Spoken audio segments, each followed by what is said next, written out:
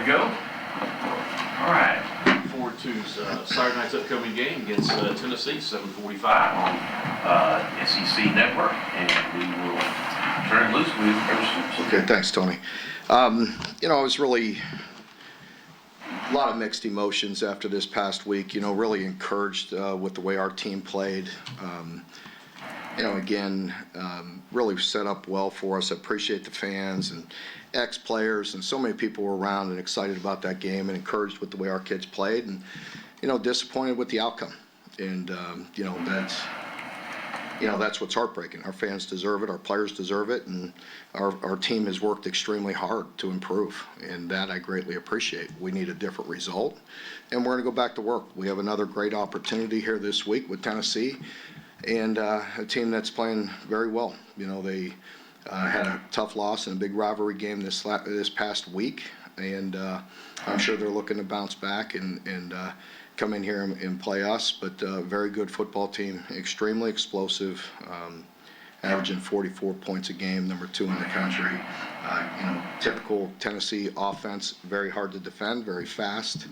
The quarterback's playing at an exceptional level. 3 wide receivers and more, an abundance of receivers, but 3 that really stand out. Very good at the offensive line, and defensively, again, playing equally as good. Very disruptive up front, lead the SEC in sacks, very stout on the front level with the D-line, and probably have one of the best players in the SEC at linebacker. And playing good in the back end. So another great opportunity. Looking forward to getting back with our players today. Saw a good deal of them yesterday around the building, and they're in good spirits and ready to go back to work. So for me, it's the same. Disappointed in the outcome, but very much enthusiastic about getting back to work here this week, and encouraged to get around our players and continue to improve. Mark, what's the primary area of growth you've seen from Cutter since that second quarter in South Carolina? A number of things. I think, he's more comfortable in the pocket. He's been doing a good job of working around there. And even under duress, he's been delivering the football. And again, I was, very encouraged by the completion percentage. When you can complete 80% against that type of defense, with, under duress, that says a lot. And it's also encouraging because the receivers are stepping up and playing better as well. In a better plan, if you will, or, doing some things to make sure we're helping them in that area. He was quite emotional after the game on Saturday. Have you talked to him? How do you keep his spirits? Oh yeah, no, that's no issue with him, none at all. We visited yesterday and didn't at all address that because I don't need to with him. He's very positive. He's very confident. I love that about him. He's very, very much. That's to be expected after that game. I heard people talk about that with me or whatever, my demeanor. I was disappointed for the fans and disappointed for our players, and obviously for the program. I mean, that's important. But again, encouraged with the way we played. And I think all of us are feel that way. So, whatever we focus on will determine how we feel and what we do. Mark, obviously it didn't work, so you changed some things, but more than 2 days later, what do you think about the way that goal line stand played out in overtime? Very much how I felt, in game. Again, I don't want to create stir or, because I thought, Bush did a really good job in that game plan, and we moved the ball very well, as good as anybody has all year against them. There's plays in there that I think, we would do, like to look at differently, and again, I would probably start with, a first and goal from the 3 and what set we were in and what we were doing. Play 2, we tried a good, play action pass, and, Cutter was good. He ad-libbed and got a few yards. They covered it well, the pass play. Play 3 and play 4, I mean,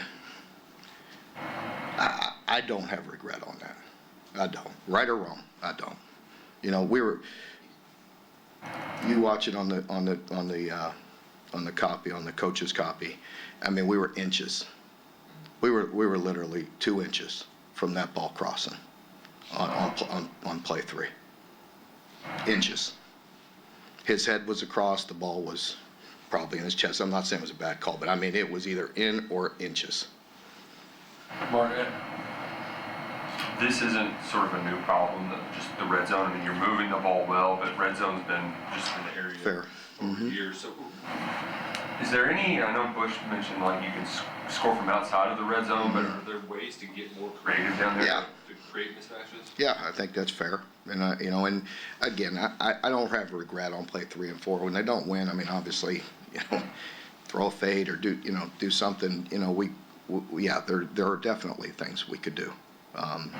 That's fair. It's fair criticism, and I think we're making strides in a lot of areas. That's one where, a lot of times you watch football, you watch it in the pro level, you watch it in college, you create one-on-ones and you win. We have to give our kids good opportunities. I feel like our quarterback's playing at a very high level right now, and so he places it in some spots where guys maybe have an opportunity. It felt like, just generally speaking, there were a lot more one-on-one wins in the passing game, whether McGowan in the 2-minute or even Hardley. Was there something that you saw early on that maybe you thought the wide receivers might, like a light might turn on for them? I believe it, I've talked about it in here, and again, I think, tongue in cheek, I mean, you listen to me talk for a long time, and sometimes it's coach speak or whatever, but I really feel like the way they've worked, the way we have a lot of bodies there, and the way they've been working hard, for the entire season. But I think since Cutter's been involved in what we're trying to do, I feel like those guys have taken it to another level with their work ethic throughout the week.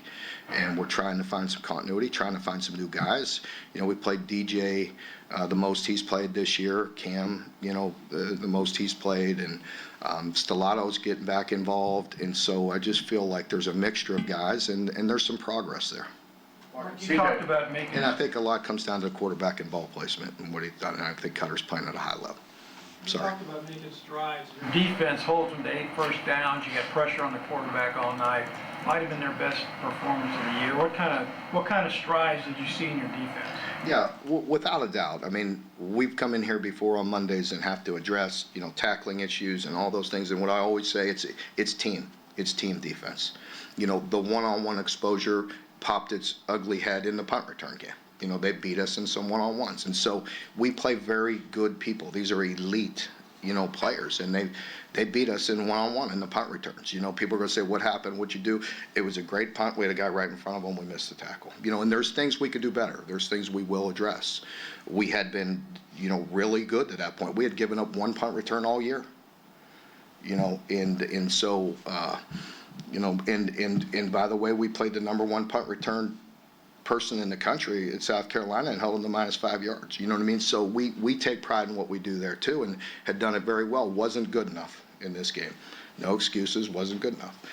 But defensively, same thing. I felt like we did a lot of good things, and it comes down to team defense and in good position and guys swarming and feeding off the crowd and playing well. So, we played a good game. I was very proud of the effort that they gave, and the coaches did a great job of putting them in good position. Mark, what did you see from Grant Godfrey? He seemed to be pretty active in his Yeah, Grant, he didn't get a ton of opportunities in that game. We did play 5 backers, but, again, I think he's just a guy that needs reps, getting better. The guys in front of him are playing pretty good. And so, but it is good to get that experience and continue to bring them along. There was a couple times when you guys went some faster tempo. Is that something that Cutter is comfortable with, because you had some success, and that's something you can build on? It's just trying to change the pace, trying to spark the offense. We did run a heck of a lot of plays, which was really good. And by the way, you've heard me talk about that for a long time too. Like, as we get more plays, people get more touches, right? Tight ends are touching the ball, the backs touch the ball, receivers are touching the ball. So if we can get more plays, we look at all options. I mean, obviously this week, a little different, with how fast Tennessee plays. But, if we could use a change of pace, we will. Mark, He's Tennessee. got 3 two-man drives. Essentially, you've gotten 3 kicks. Mm-hmm. What does he bring to the offense, and why do you think you're having success with him in those Well, situations? just his instincts. I want to say, it was the first play of, I can't remember which drive, at the end of the game drive where he scrambled, right? He scrambled. And so just things like that, you know, off schedule, not perfect, very good defense. What was there, he took. Made a quick decision, got us started there, you know, so, you know, he's made good decisions. I think offensively we've had decent protection, you know, good drive starters, even though he was off schedule there and made a good play, but, you know, he's just been operating, you know, in practice it's been that way. Bush has been really, you know, hard on him on quick decisions and, you know, being decisive. As you know, the people we're playing and the D linemen they have, they could harass you in a hurry. So I think it's been making good, quick decisions. I got the question why Seth didn't get any touches in overtime. How do you balance, especially in the game when he was injured, not riding him too much and making sure that one of your best players gets? In overtime, we you know, we hit the play to the 3, and then, you know, he was very, very banged up. You know, he wasn't just a little banged up. He was at the hospital. So I think, you know, putting our big guy in there, you know, wasn't a bad choice. Defensively, is it fair to say that you have been playing more aggressively as of late, like from a schematic standpoint? No, not really. I mean, but I don't have the exact numbers in there. There may have been a few more pressures in there, but the simulateds, the pressures, the mix-ups, maybe a touch more in that game, but not drastically, I wouldn't say. You know.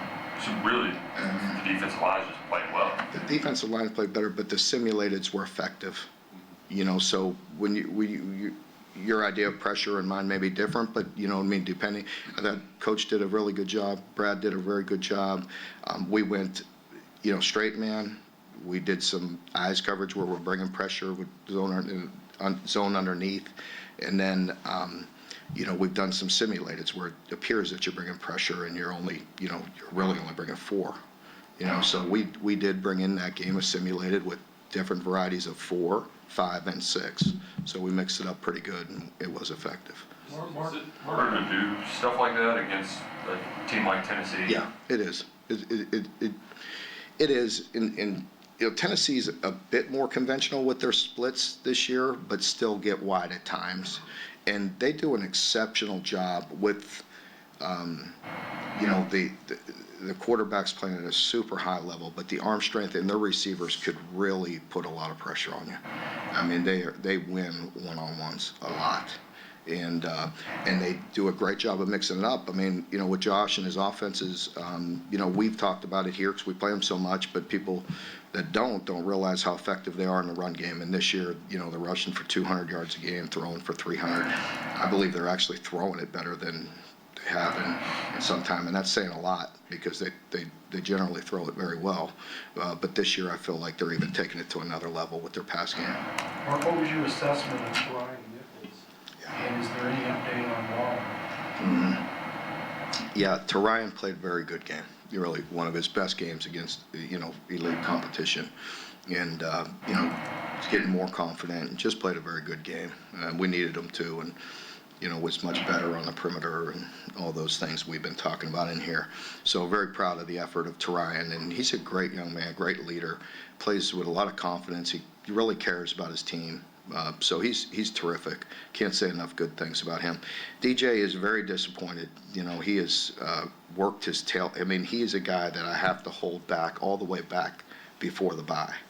Was trying like heck to play, and people that, you know, he's going through it now, but, you know, with hamstrings, you know, I've said it before, you think you're ready to go, and then it's just unfortunate, you know, and he went out there Friday so excited. I don't know if he's running around too much on a Friday, but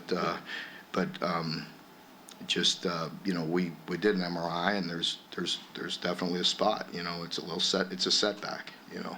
We'll see whether it's in the scar tissue or whether it's new, and try to get him back as soon as possible, but I know he's chomping at the bit. Mark, going back to Tennessee's passing game, and they got 3 of the top 10 in the SEC in receiving yards. How big of a challenge is it? It's a challenge. I mean, I just alluded to it with my last question there, but you know, they're playing at a really high level. You know, they really are. three very good receivers, one freshman and two older guys, and they're really elite. They really get out of their breaks. They put a ton of pressure on you with their speed, and we know their big play capability, but then they shut it down and the quarterback delivers it, so they can get it there in a hurry.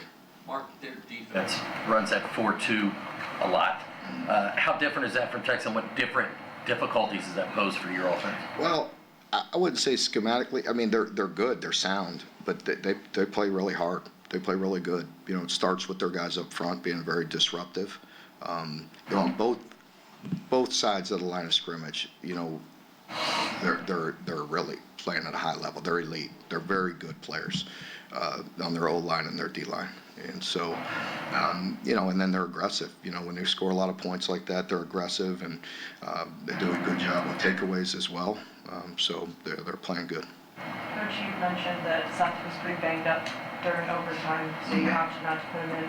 Well, I didn't say that was why. I'm not using that as an excuse. I'm just simply stating he was banged up, and we're on the goal line, and we have a 220-pound back. So yeah, but no, that's fine. Understood. Yeah. Yes. Sorry about that.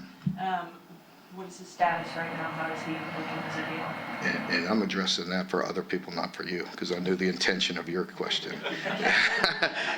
You had good intentions. Other people will take that and spin it and say, I said it. I didn't say that. But Seth is, he is a tough young man, and, you know, he really wants to play. And the fact that he was at the hospital, came back and finished, you know, says a lot about him, as I mentioned post-game. You know, he's banged up, but we expect him back. Coach, you mentioned scar tissue with DJ Waller. Did he go under the knife first? No.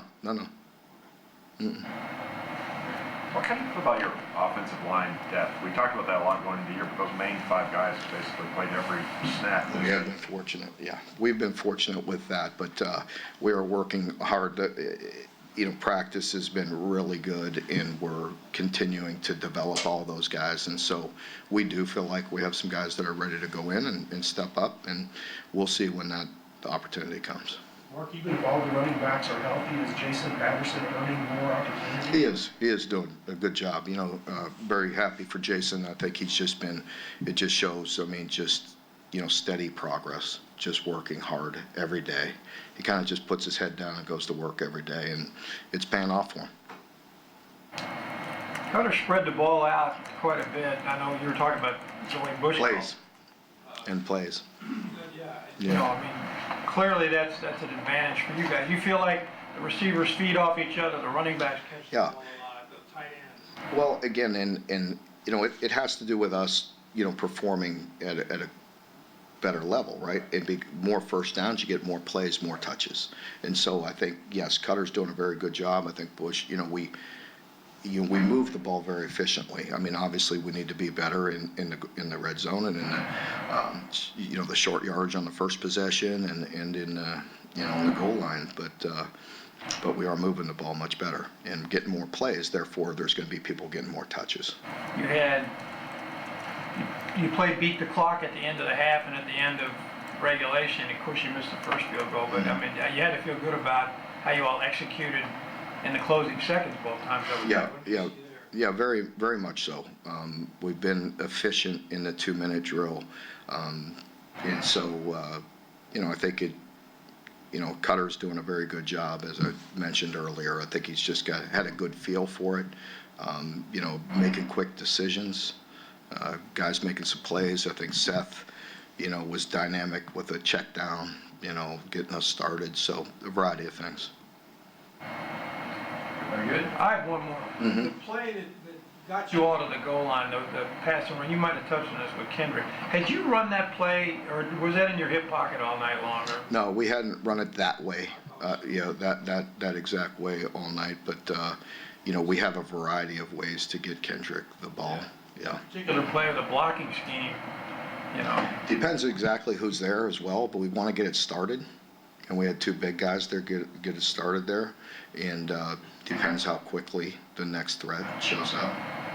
I actually have one more. Mark, as you mentioned, you guys played really well against Swain in the punt return game, but I mean, you guys do rank last in the SEC in punt return defense. Is there anything where you just tell maybe Aiden to try to kick it out of bounds more, just to not make that a possibility, the other team can Well, run it? I mean, I can't dispute the facts. I could only tell you our thought process going into it. Going into it, they had one punt return all year. So, I mean, it's easy to say that afterwards, you know what I mean? But we missed, with that punt, good punts, a lot of times in our coverage unit, you'll hear me talk about the kicking game itself, right? Not always on the coverage. It's on the kicker sometimes with a kickoff return or punt return and all that. But those were good punts. But we had a guy flat right in front of him. And there's a couple other things, areas where we need to work on today that we can. But yeah, after the fact, you can easily say that. But again, like, we had been exceptional in net punting, and doing very well all year, and had confidence in that. And we want to attack things the right way and not have to feel like you got to kick it out of bounds. But I mean, there's things we certainly will do better. But we had a guy flat right directly in front of him. You know what I mean? So, he thought he was going to fair catch it, and I'd rather have him run right through him. You know what I mean? So we've done that before and tried to coach that up too. So, we'll continue to work at it, but our philosophy is, we've been very effective, very efficient, and after that punt return, we're last. Going into it, we're top.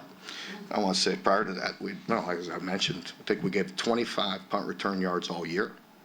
So, pretty easy to say after the fact.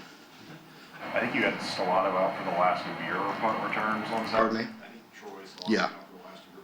Was that a Permanent change, it does seem like Ty is probably. Yeah, I mean, when I saw that in the game, I went to coach during the game. I said, that's it. You know what I mean? For tonight. You know what I mean? And obviously it gets in your head. And, he's human, and it happens, and it gets swirling. And I didn't want him thinking about it.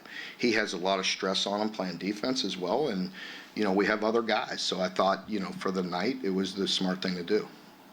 What's the status of that position this week? I mean, we'll see. I don't want to, I don't need to throw Ty under the bus right now either. Ty's a great young man and playing his tail off, and it's not easy. It's different in that stadium too, and it's different with wind, and it's not easy. And he's done a great job, and we'll work at it. Everybody good? Okay, thanks.